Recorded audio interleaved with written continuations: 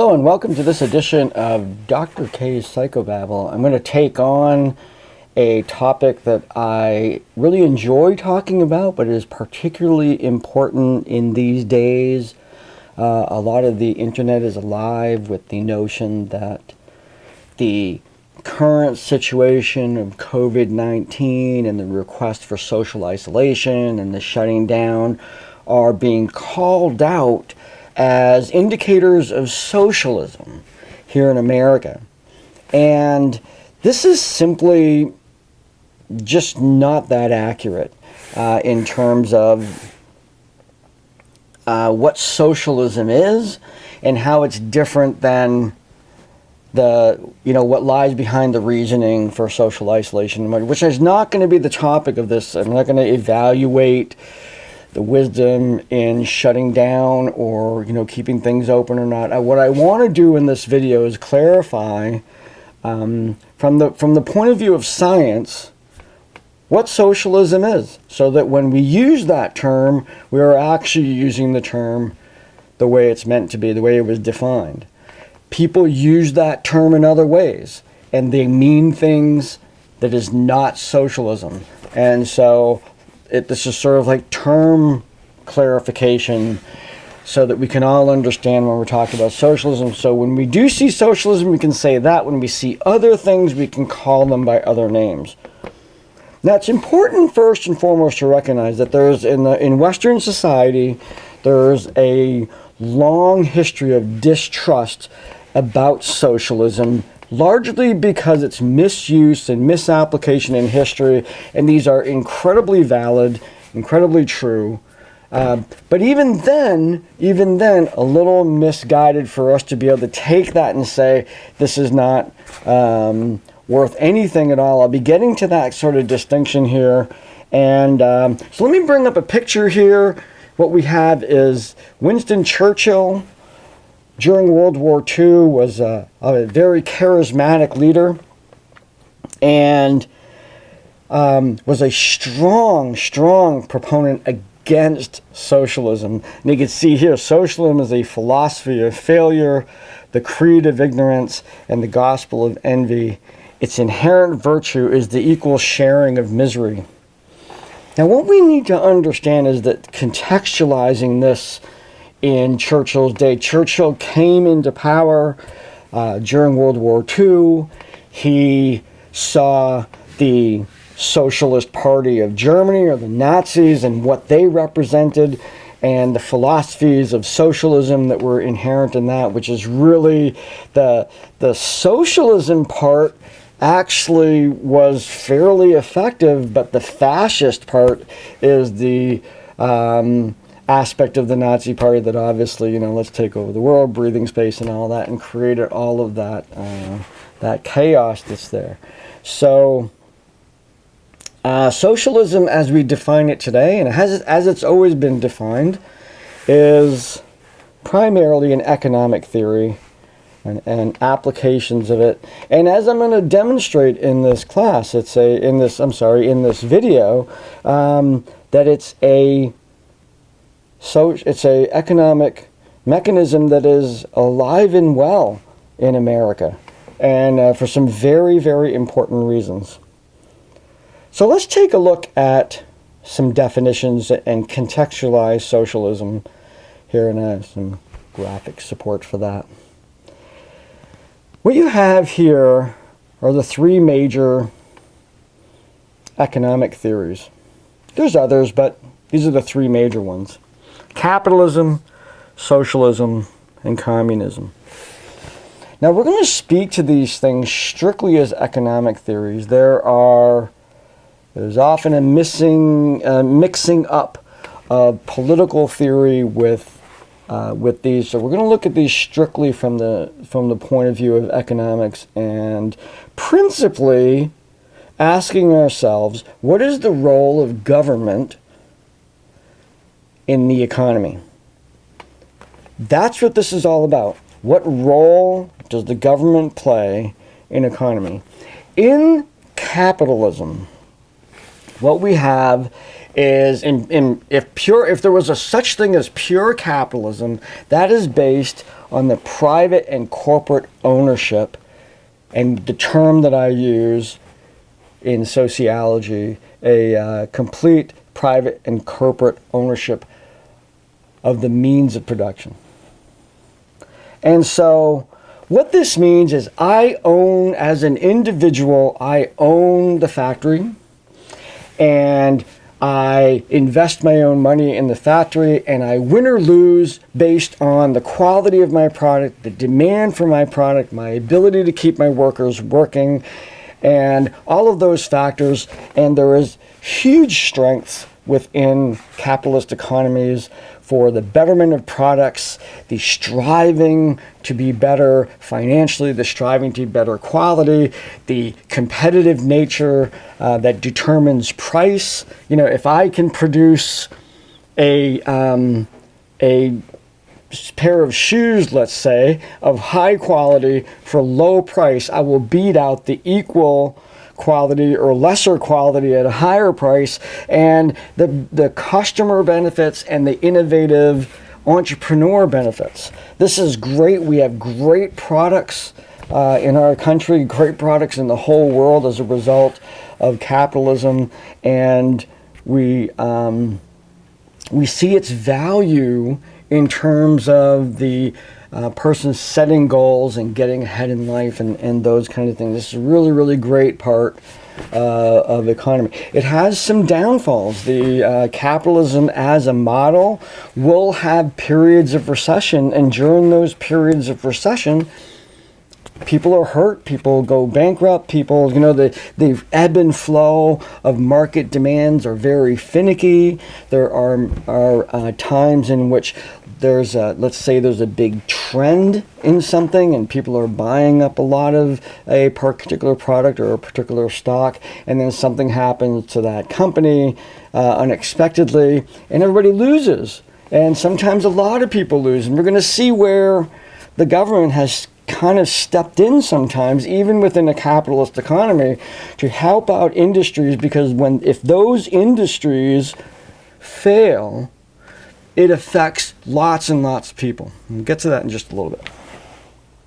Now, on the other end of the spectrum, we have communism, which is no private or corporate ownership. You can't own the means of production. And therefore, all mechanisms and all factories and whatnot are government run or state run. Now, communism as an economic theory, this is going to be my little stand on this. Let me give the platform here. Most of what I talk about is literature based here. This is sort of my stand. Communism fails for the most part on the grand scale, on the size of societies and whatnot. It's an utter failure. It has continued to fail, and even in the one great communist country, great meaning large communist country that we have, China, we see entrepreneurship and capitalism making their way into that economy. It simply is not a good model for large-scale societies. It is, however, the economy that you run your family on. Your family is communal, meaning that you, as a parent, let's say, who owns the fridge, you own the house, you own the yard, and you own the car, refer to those things as ours. If you're talking to your children and they, do a scratch on your car, you say, that's our car. You need to take care of that car. It belongs to all of us, and you as a child have a responsibility to help us take care of those things. That communal ownership and sharing model, you can see where Karl Marx and the other Frederick Engels and different people, philosophers that were looking at this sad, the difficult side of capitalism, and looking at the wealthy barons who were sucking the lifeblood out of their workers and paying the dirt wages, no limits on their hours of working, and horrible working conditions, all to make more money. They could say, wouldn't it be nice if we're all one big, huge, happy family? And you can see the motivation for that It didn't work. It does work, however, on a small scale. We do talk about communal ownership. We do talk about this belongs to everybody. Even though I might have got the money, you're the person that's using it, and we're all benefiting from it. All of those mechanisms, they work beautifully in a small scale. Even in some parts of the world where people have gathered together to live communally. And I think of my own area. Today, I paid money to have my lawnmower fixed. I had to pay the entire amount of money to get that lawnmower fixed. I know the neighbors all around my house, and I think it's very rare that we've actually ever been mowing the lawn at the same time. So theoretically, if we all pitched in and bought one lawnmower and shared the cost of maintaining that lawnmower, for one, we could probably get a really, really good lawnmower, and B, that lawnmower would get really used a lot. My lawnmower, for the most part, sits idle most of the time. Its utilization rate is really low. If all my neighbors got together and bought a nice lawnmower and we all shared it, that would be an example of communal ownership or communism in a way, in that small group of people. And of course that would work as long as everybody was willing to write a contract and all that. It would be fine. On larger scale operations, not so much. Now, part of the mythology associated with socialism is the notion that there's a continuity of movement that can happen from the philosophy of capitalism degrading into socialism and ultimately degrading into communism, and that steps towards socialism actually are a downhill slide into communism. Let's understand this from the point of view of some scientific perspectives on this. So, capitalism relies on competition. The price of something, how much something is worth, depends on the demand from the consumer and the ability for the means of manufacture and the means of production to actually supply that demand. If the demand is really high and the product level is low, then the competition for that product is going to be intense. Meaning, if there are 17 people that want one thing, there's only one of it, those individuals are going to compete to get that one thing. This kind of goes back to the scientific, animalistic sort of quality of human nature. Of there's an elk that's out in the field, and there's two tribes that are hungry, and we're going to go after that elk, and we're going to compete with each other to get that elk. In fact, we may have a part of us is going to focus on the elk, and another part of us is going to focus on deterring the other people from getting the elk, and so because there's only one elk. So this mechanism of competition, of the consumer having the dollar and wanting products, and it's reversed when there's a lot of product. The producers are trying to attract customers, choose our product because it's better than the other product. We see that mechanism. It expresses itself in the media, in commercials. It expresses itself in politics itself. Don't vote for that person, vote for me. I'm a better, use of that vote, thinking that vote is our currency in terms of our participation in the state. Now, so capitalism has this sort of, we are independent agents, and the interaction between us over products determines price, it determines flow, and the philosophy is let's let nature take its course. Let's better products, better prices, ultimately will come out of that. That's the deepest philosophy of capitalism. Communism is like the pendulum swinging the other way. Now, this idea that one leads to the other really came from that sense that came out of World War II. So we have capitalism leads to socialism as it becomes weak, and it gives into the notion that this natural system is not working, and then ultimately it leads to communism. This simply is not true. This doesn't happen. Has it happened? Sure. But the truth is, communism is sort of off the table. And the question that really is in front of us, when we think about the question of what is the role of government in the economy, remember that's way back to what I was originally talking about. The question isn't capitalism versus socialism, it's how much socialism do we want?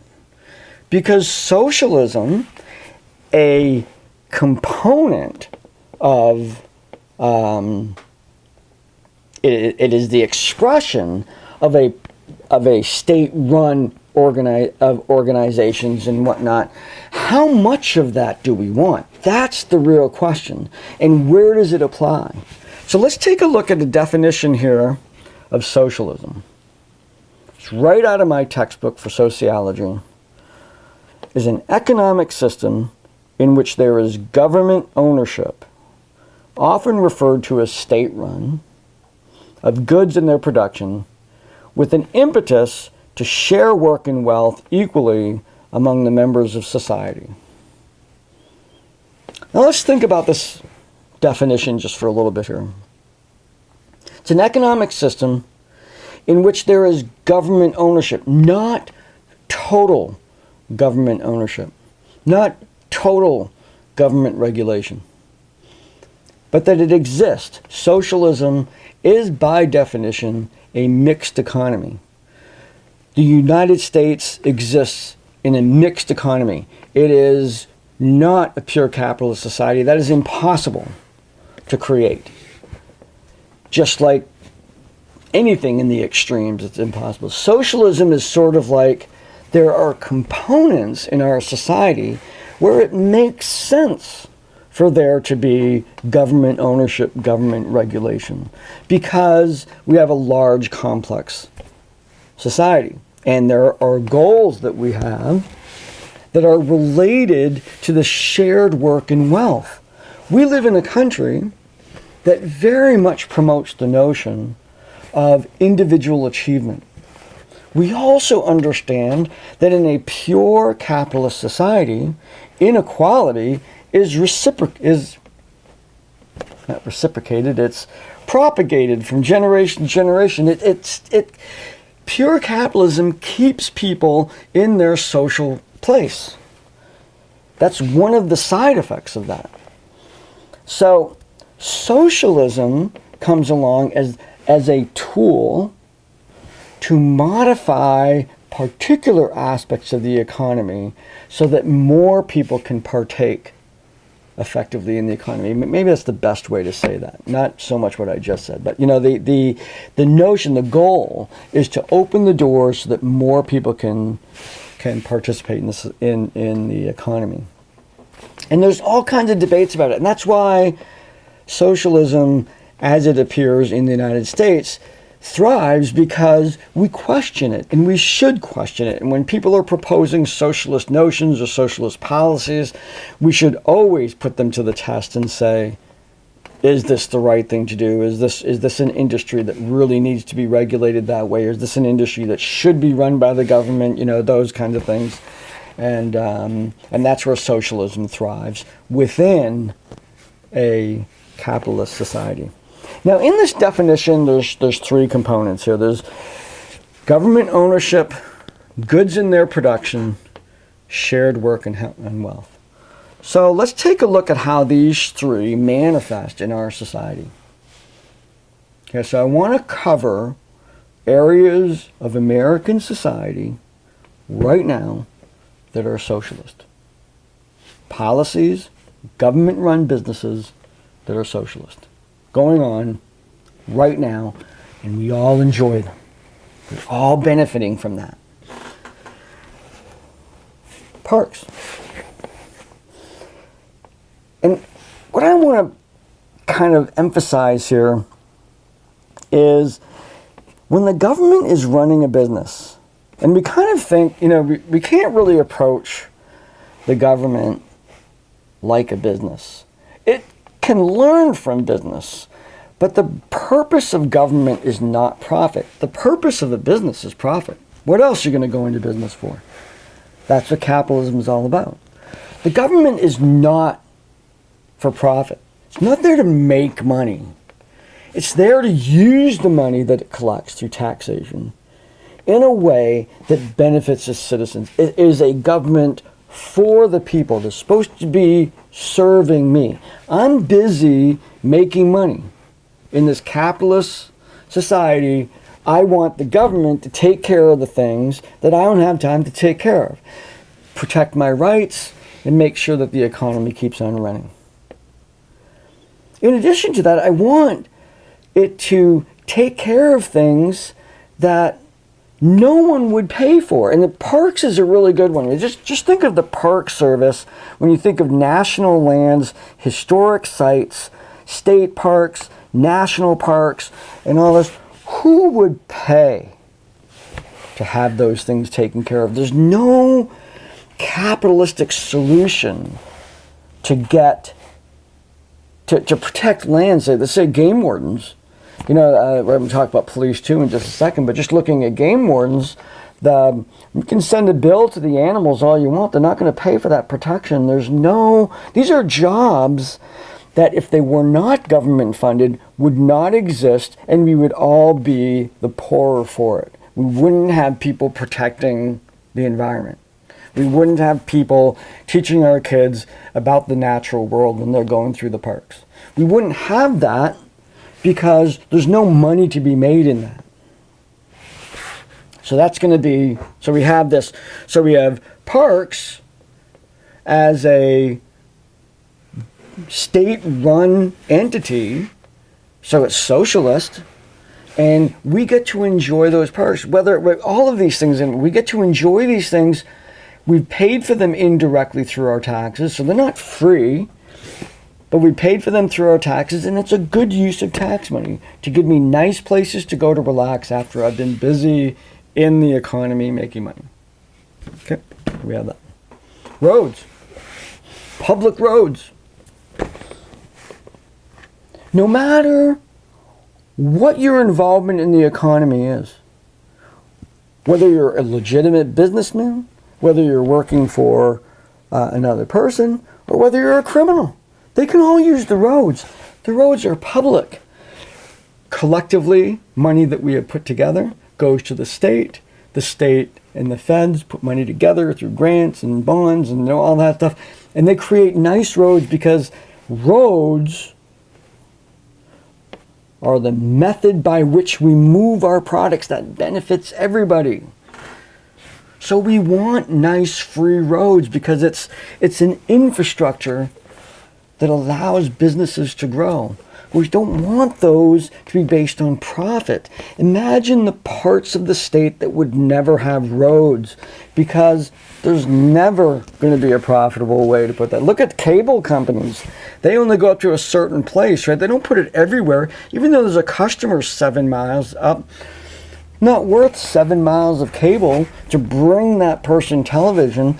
That's because it's capitalist. If it was socialist, they would give everybody cable. I'll get to that in a moment. So roads. We have roads as being a shared resource that we can all utilize. We don't pay for it directly, we pay for it indirectly, and we would really like the money to go into that so we have nice roads because we want to be able to drive our products to market. The military is actually considered within sociology to be a total organization, meaning it has its own culture, has its own economy, has its own everything. It's sort of like it's this encapsulated society within a society, and very, very interesting to look at that. Talk about socialism in action. The military is almost 100% socialist.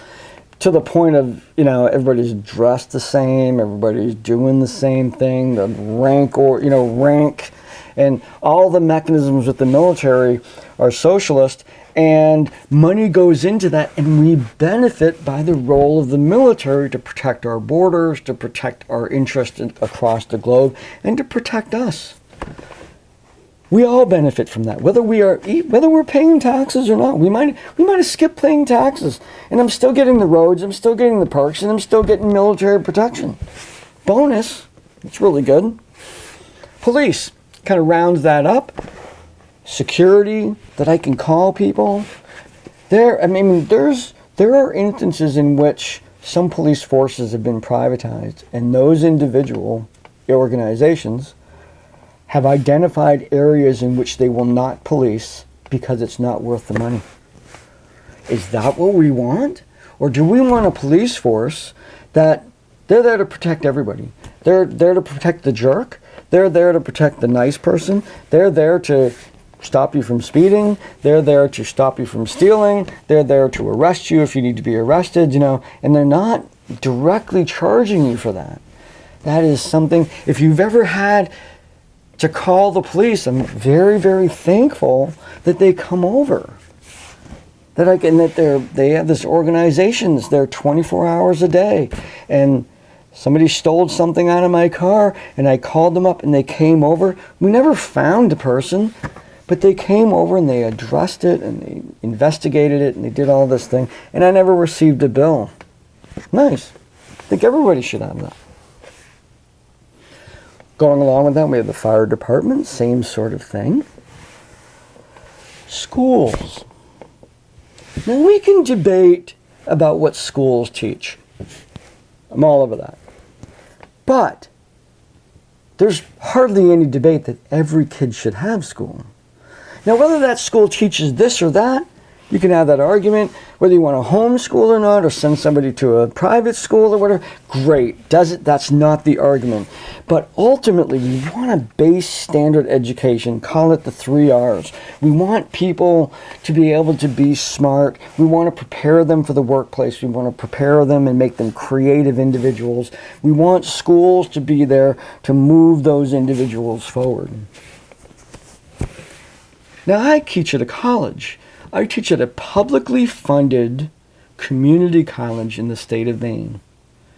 And we receive money from the state, so we're a socialized organization. The money that we receive from the state pays a significant portion of our bills. We are therefore less apt to pass on our costs to our customer, which is the student. So the cost of going to school where I teach is significantly lower than if we were a private institution where our tuition had to cover all the bills.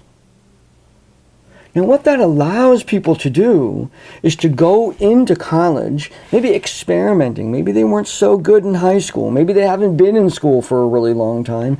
And to go in there and not put themselves into debt, paying for this high quality, high level information gathering to move them into a better field. So we provide an inexpensive, affordable way to do that for everybody.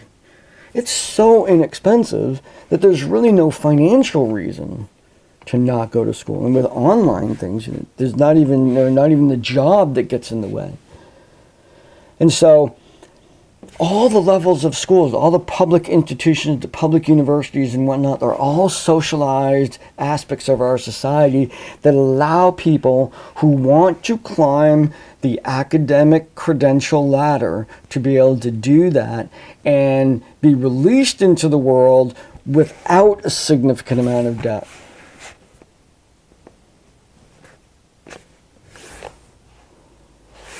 Social Security. Now, I put Social Security in there. It's an interesting socialized component because we pay for it. Now, but the interesting thing about Social Security, which is worthy of a whole video in and of itself, the interesting thing about Social Security is that at the time that it was put into law, the lifespan, the life expectancy of individuals born that year, Now, people born that year, the life expectancy was 65. By the time they were 69, about 90% of those individuals would be dead. Now, what that means, and I kind of gave it there, what that means, life expectancy means people born this year. Let's say the life expectancy of men and women are different, but life expectancy of men was 82 this year. That means that what that refers to is 82 years from now, 50% of the individuals born this year will have died already. 50% will still be living. That's what life expectancy means. 4 years later, back in the time when we did the Social Security, 4 years later, 90-something percent would be dead, just in the 4 years. So go from 50 to 90, so just in those 4 years, there's a whole huge percentage that die. The formula, the collecting of money premiums into Social Security, was designed to pay for those 4 years. Once you've collected Social Security for 4 years, you have essentially collected all of the money that you put in and the interest that it gained over that entire time. If you live past those 4 years, which is happening a lot nowadays, people are retiring at 65 and they're living until 80. That is 15 years. That's way more. They get everything they put in for the first 4 years, they get that in the first 4 years. What happened? How did they get the money for the next 11, 12, 13, 14 years that people stay alive? Where does that money come from? It comes from current workers who are paying into the system. Now the Social Security invests. They have lots of money. There's, if you go onto the Social Security website, you can see what they have for money, how that money is used, how it buys U.S. savings bonds, meaning that's why the government can quote unquote borrow from it, because they're investing in the government. But the constitutional guaranteed return of 1%, and there's some question about maybe we should be a little bit more speculative with this money rather than just, the guaranteed 1%. Maybe it would be making more money and all that stuff. That debate is going on. But essentially, after you've collected those 4 years, everything you're collecting after that is a socialist program that is paying your bills. Current workers are currently paying your bills. Another one is insurance. The model of insurance is that we all collectively pay into a program, even private insurance. We pay into a program, and that program will distribute the money as it's needed. So if I'm really, really healthy, I can pay for health insurance for a really long time and never get anything out of it. But other people got it, sick ones. Sometimes the people who did things to themselves. It seems a little unfair, but I bought into it. I'm saying, okay, we're all going to put our money together, and if Joey breaks his leg, the money's going to go there, and it gets distributed that way. Now, when insurance is my bane, that's my thing that I get irritated about. Now, when we make insurance for profit, the motivation is profit, not care. The motivation isn't that bunch of money is going to get spent providing care. It's going to be that money is going to produce wealth for the owners of that. So policies within insurance companies are created to minimize expenditure at the cost of me. Insurance companies do not work for you. We'll get to that in a second. Finally, we have recreation programs and whatnot. And then I probably should have put this at school. Financial aid. Financial aid provides individuals who would not, when I was in school and I applied for financial aid, I didn't have a job. I have no job history. I'm 18 years old. I'm going to college, and they lent me money. I am just not the good, no bank would lend me money. The only reason a bank lent me money is the government guaranteed that loan. The government said, if Mark doesn't pay it, we'll pay it. So that money didn't come from the government. That came from a bank. The bank paid the bill, and now I owe them, but the government owns them too. The government guarantees, and if it's a subsidized loan, that means that although the bank is charging, let's say 9%, I'm only going to ever have to pay 3% on that loan. The other 7% is paid for by the government.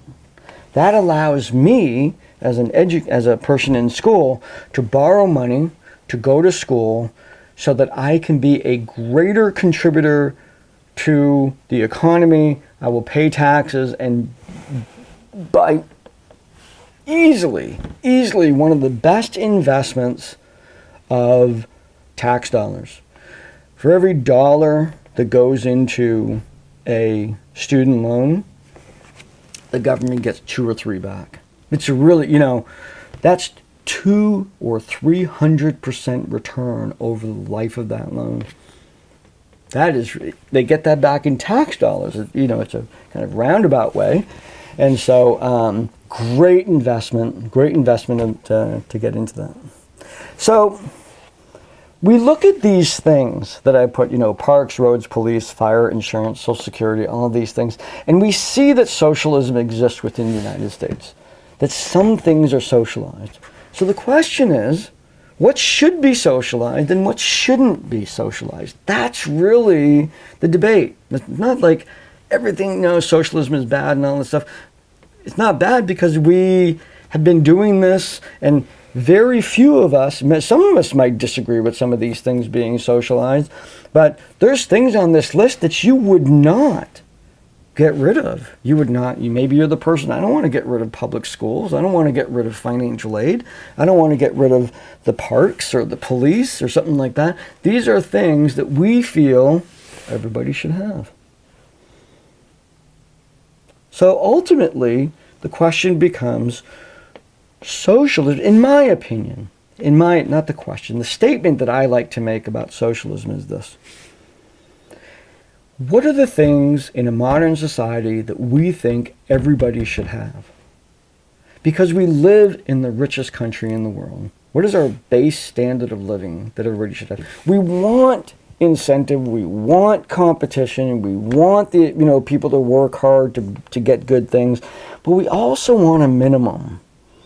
And because we're such a wealthy country, that bar can be fairly high. And I'm not saying a free life. I'm not saying free everything. No, I think that would be going too far. Although some very successful countries have done that, but I'm ingrained in America too, so I like that competition thing, and I like inequality in that idea of, different people reaching for things, and some are successful and some are not as successful because because somebody worked harder. That's kind of the ethic that I have there. But I want everybody to have roads. I want everybody to have parks. I want everybody to have access to the fire department and police department, the access to financial aid, public schools, recreation. I want everybody to have that. We live in a beautiful, unbelievably cool country, and there are things that we should all have. Now, the political argument has really rested on a few areas that seem to be that nobody wants to go there.